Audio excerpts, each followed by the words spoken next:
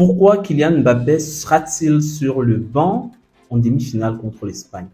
L'annonce de la mise sur le banc de touche de Kylian Mbappé pour la demi-finale de l'Euro 2024 contre l'Espagne a surpris de nombreux fans et experts du football.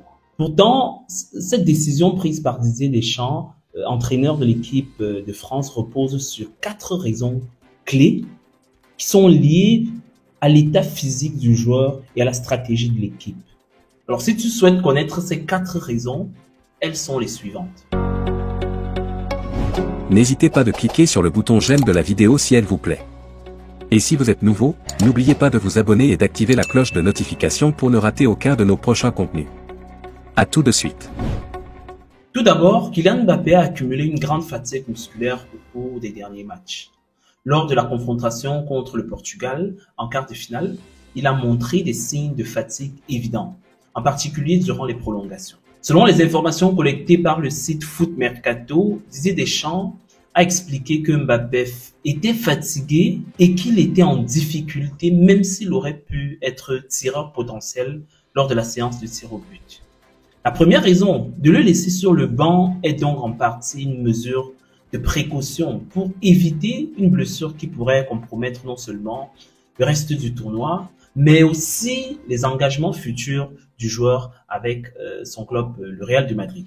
Didier Deschamps a également souligné l'importance de gérer la condition physique de ses joueurs dans le contexte des matchs serrés et des échéances à venir. La Ligue des Champions, par exemple, est un autre grand rendez-vous pour Mbappé et éviter les risques inutiles de blessures est crucial. Il rajoute que cette approche prudente a été discutée ouvertement avec Kylian Mbappé, reflétant une stratégie concertée pour le bien de l'équipe et de sa carrière à lui. Par ailleurs, Deschamps a mentionné la raison numéro 3 de la nécessité, qui est la nécessité d'apporter de la fraîcheur à l'équipe en intégrant les joueurs moins sollicités jusque-là. Cette décision permet non seulement, il faut le noter, de préserver Kylian Mbappé, mais aussi de donner l'opportunité à d'autres talents de se mettre en valeur et de contribuer à la dynamique de l'équipe.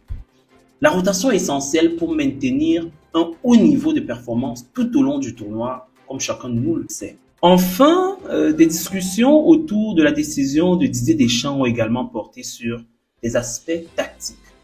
La profondeur de l'effectif français permet de varier les configurations offensives et de surprendre l'adversaire.